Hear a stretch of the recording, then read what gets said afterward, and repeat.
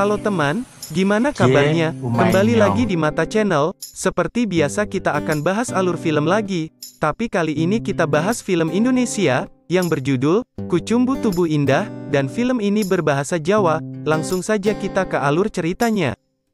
Cerita berfokus pada seorang penari lengger bernama Juno. Tari lengger adalah kesenian asli Banyumas, berupa tari tradisional, yang dimainkan oleh 2-4 orang pria, serupa wanita yang didandani, dengan pakaian yang khas. Nah di sini kita akan bahas bagaimana perjalanan hidupnya, dari mulai kecil hingga sekarang. Juno. Saat masa kecilnya, Juno terbiasa hidup mandiri. Untuk membeli barang yang diinginkannya, Juno harus mencari jangkrik dan kemudian menjualnya sebagai sate. Sejak itu juga dia sudah tertarik dengan tari lengger. Dia sering mengintip sanggar tari lengger di desa itu, tapi tiba-tiba, di sini dia ketahuan oleh pemilik lengger itu. Dan si mbah ini, menanyakan nama si Juno, lalu memperkenalkannya apa itu tari lengger. Lengger kui saka tembung leng. Leng kui bolongan. Lan bolongane urip. Ger saka tembung jengger. Perlambang lananging jagat. Juno sudah terbiasa ditinggalkan oleh bapaknya bekerja sebagai kuli bangunan. Tapi pada hari itu, bapaknya bilang kalau dia akan pergi kerja, dan gak tahu kapan pulangnya. Juno pun sendirian di rumah, dan kita bisa lihat di sini, kalau dari kecil Juno sudah menunjukkan sifat-sifat yang cenderung feminin. Pada sore harinya, Juno sudah masak makan sore untuk bapaknya, tapi ternyata bapaknya nggak pulang di hari itu. Besoknya Juno pun pergi ke rumahnya Simbah pemilik sanggar, dan minta diajarin tari lengger. Setelah latihan, kebetulan istrinya Simbah, ternyata sedang selingkuh sama pembantunya sendiri.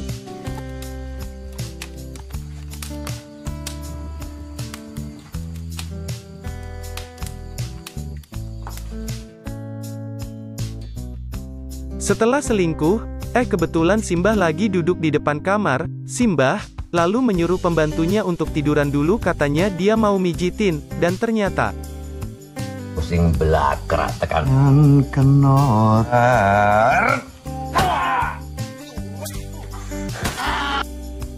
Besok paginya, neneknya Juno datang buat menjemput Juno, karena sebentar lagi polisi akan datang buat nyelidikin kasus pembunuhan kemarin.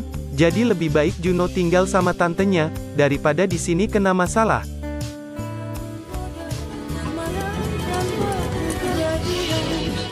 Awake nyong hasrat, serba pengen ngerti apa bae. Hasrat gue, sing gerakna awake nyong. Orang ana batesan, ngintip, sekang bolongan cilik, tekan bolongan gede.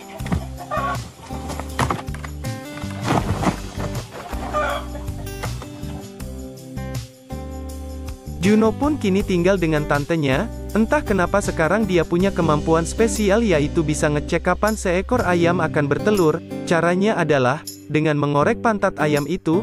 Kemampuannya Juno pun terkenal di kalangan warga sekitar. Jadi para warga sering minta bantuan Juno. Juno pun akhir ini jadi jarang belajar dan jadi males sekolah. Makanya tantenya mulai ngelarang Juno ngecekin ayamnya lagi, dan dia akan dihukum kalau masih bandel, dengan ditusuk pakai jarum jarinya. Di sekolah pun Juno sering ketiduran. Guru-guru di sana sangat benci sama dia. Juno sering dihukum dengan menulis pakai mulut, kecuali satu guru, yaitu perempuan ini, yang merupakan guru menari di sekolah tersebut. Saat latihan di sekolahnya itu, karena Juno datangnya terlambat, dia jadinya latihan kursus berdua sama gurunya itu. Ya, wah, ya ukil-ukil mendek. Di tengah latihan itu tiba-tiba, Juno sangat penasaran, gimana rasanya megang buah melon.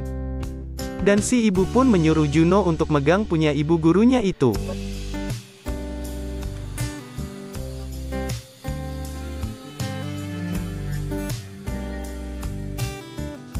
Sialnya, mereka berdua terciduk oleh warga sekitar, dan si ibu pun diarak-arak oleh warga sekitar, karena dianggap memaksa muridnya untuk berbuat mesum. Juno pun dikeluarkan dari sekolah. Dan tantenya pun udah nggak sanggup ngurus dia, jadi Juno akhirnya diserahkan ke kakeknya yang merupakan tukang jahit. Juno lalu tumbuh menjadi remaja bersama kakeknya itu, dia kini bekerja sebagai tukang jahit juga. Suatu hari seorang petinju yang ingin menikah datang, untuk membuat baju pernikahannya. Juno pun ngukur badannya si petinju itu. Setelah baju si petinju sudah jadi, Juno pun nganterin ke rumahnya si petinju. Di sana rumahnya ternyata adalah gym.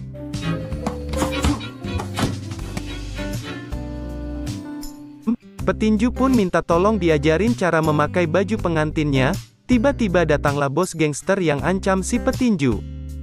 Bosnya ini ingin agar di pertandingan selanjutnya, si petinju harus menang. Karena si bos sudah bertaruh besar kepadanya tapi dia enggak kunjung menang.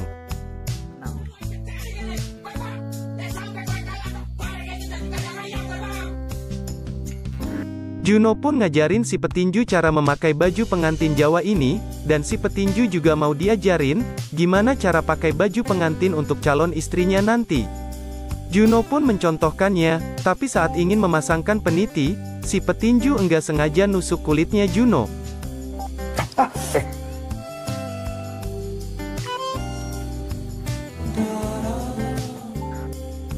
Sejak saat itu mereka pun jadi teman dekat, teman tapi mesra. Juno nemenin si petinju latihan setiap harinya.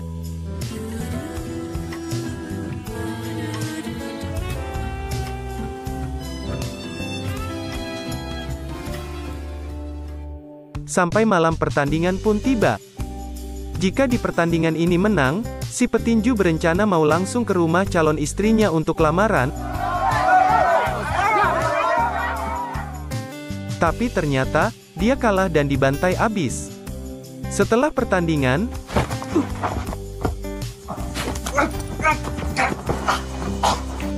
karena menurut mereka, si petinju sudah tidak berguna lagi, mereka berencana mau jual ginjalnya. Di rumah, si kakek sepertinya sedang sekarat.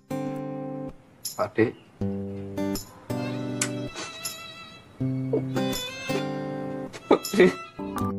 Sementara itu, kita diperlihatkan kalau akhirnya si petinju diambil ginjalnya oleh geng preman tadi, dan Juno akhirnya kembali merantau sendirian, karena udah gak punya siapa-siapa di sana. Waktu di mobil, ada ibu-ibu yang nawarin jadi tukang jahit di sanggar lenggernya, karena melihat Juno bawa-bawa mesin jahit, akhirnya Juno menjadi penjahit di sana, dan Juno juga ikut latihan jadi penari lengger. Di sini, bisa kita lihat Juno semakin menunjukkan kepribadiannya yang feminin. Di daerah itu kebetulan sedang ada pemilihan kepala daerah, calon bupati petahana, di sana ternyata pakai dukun. Dan dukunnya mensyaratkan, kalau mau menang pemilihan, harus berhubungan seksual dengan orang yang rumahnya berjarak 20 bambu kuning, dari Tugu Desa ke gunung, dan setelah diukur ternyata pas banget kosannya Juno. Kemudian Juno dibawa ke rumahnya bupati daerah itu, dan dia pun dipaksa untuk berhubungan seksual dengan si bupati sambil dibacain mantra sama dukun di sana. Kalau enggak mau, Juno dan orang-orang di sanggar lenggernya harus pergi dari kampung itu.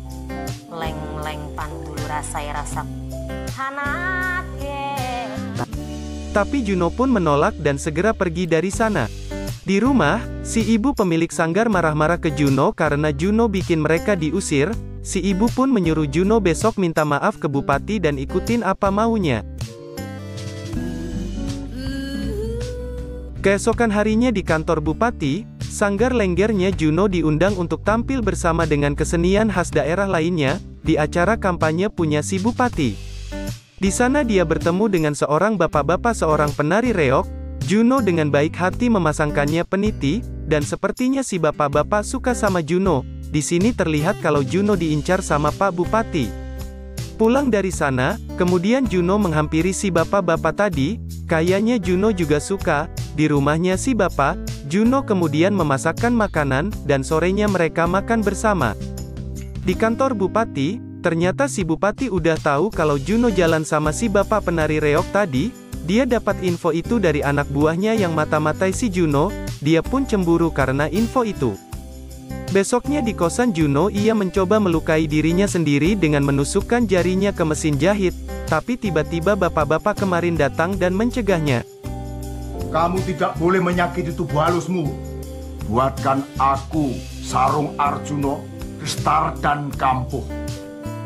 Di rumahnya bapak-bapak Juno pun membuatkan kain yang diminta, dan mereka tidur bersama.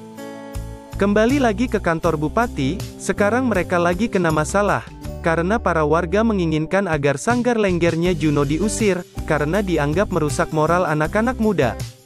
Tapi si bupati malah tertangkap kamera karena memegang tangannya Juno di depan publik, dan skandal itu membuat citra si bupati menjadi jelek. Kini Juno dan si bapak-bapak udah jadian, lalu si bapak ngadain pesta buat merayakan jadian itu.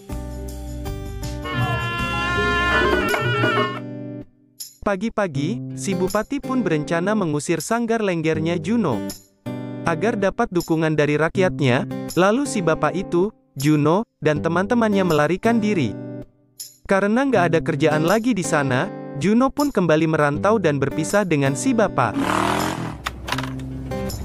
Ceritanya pun selesai. Pelajaran apa yang bisa diambil dari film ini? Coba tulis di kolom komentar. Terima kasih.